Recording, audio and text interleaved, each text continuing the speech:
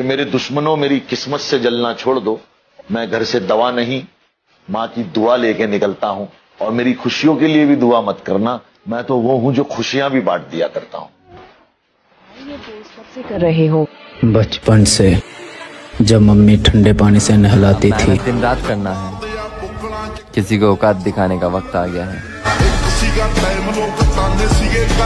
दिल में दिखा नहीं सकते, जिसे भुलाना चाहे उसे भुला नहीं सकते, और मोहब्बत का अंजाम यही होता है, जिसके लिए तरसते हैं उसे पाना। आदत बना ली तेरे बगैर रहने की, अब कट जाएंगी ये रातें भी, अब तेरा किस्सा भी खत्म और तेरी बातें भी।